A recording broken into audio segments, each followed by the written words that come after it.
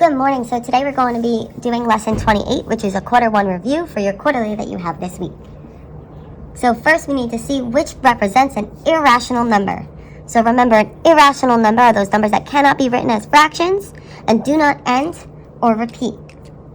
So in this case, you could always test them in your calculator. So one thing you could do, you could hit second x squared, which gives you that square root of 2. And we notice that that would be our irrational number. So then, which property, while solving the equation 4 times x plus 2 equals 28, Becca wrote 4x plus 8 equals 28. Which property did she use? Well, how did Becca get rid of those parentheses there? She multiplied like that, which we call the distributive property. So which property is illustrated in this equation? Negative square root 3 plus the square root of 3. Well, here we're definitely adding, so it's a property of addition. And which property would that be? Well, negative 3 and 3 are opposites or inverses. So this is the additive inverse property. Question number 4.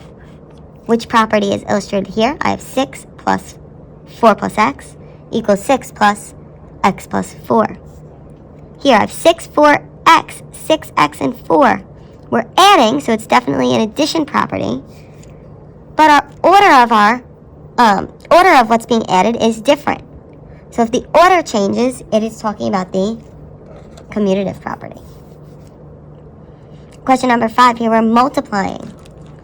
So when we multiply our coefficients. So 4 times 3 gives me 12. And then with our exponents, we need to add them. So I have x squared times x to the, remember there's an invisible 1 there, which would give us x to the 2 plus 1 is 3. Then I have y to the 4 times y squared, so that's y to the 4 plus 2 is 6. So 12x cubed, y to the 6th is answer choice 4. In number 6, we're dividing. So we're just going to divide those numbers in front. So 24 divided by negative 6 gives me a negative 4. And then when we divide, we subtract our exponents. So this gives me x to the 6 minus 3 is 3. Y to the 3 minus invisible 1 there is 2. So it's negative 4x cubed y squared, which is answer choice 4.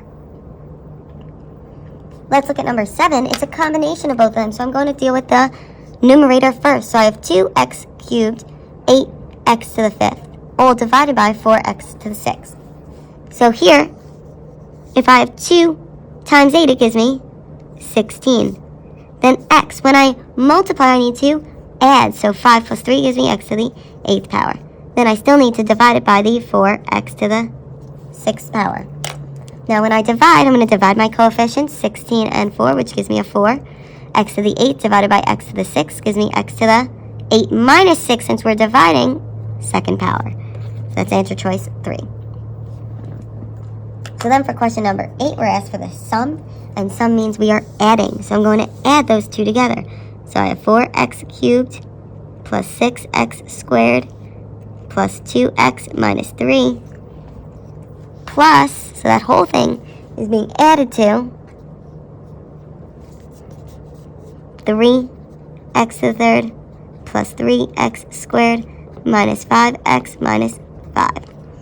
Now remember, when we're adding, we can simply just drop our parentheses. So I'm going to drop my parentheses and I'm going to rewrite it over here. So I have 4x cubed plus 6x squared plus 2x minus 3 plus 3x cubed plus 3x squared minus 5x minus 5. Now we can just combine our like terms. And we always want to start with the highest exponent to keep it in standard form. So I have 4x cubed and 3x cubed, which gives me 7x cubed. Then I have 6x squared and 3x squared, which gives me a positive 9x squared. Then I have 2x and negative 5x, which gives me negative 3x. And I have negative 3 and negative 5, which gives me a negative 8. So then if we look, this would be answer choice 3. Now number 9, we're looking for the expression that's equivalent. So the first thing I need to do is I have the 3 attached to that x squared minus 1, so I'm going to distribute. And I get 3x squared minus 3. Then here, I have an invisible negative 1. When we minus, it's a negative 1 that needs to be distributed to the second set of parentheses. So that then gives me negative x squared plus 7x minus 10. Now we need to combine our like terms. So I'm going to combine here. I have 3x squared and negative x squared, which gives me 2x squared. Then I have plus 7x. And finally, I have negative 3 and negative 10, which gives me a negative 13. So I would get answer choice number 2. If you have any questions, please comment on this video or in the Google Classroom. And complete the back of this worksheet, even though it doesn't say the back is the practice worksheet. So complete the back is the practice worksheet for you to complete. All right, so questions 10 through 19.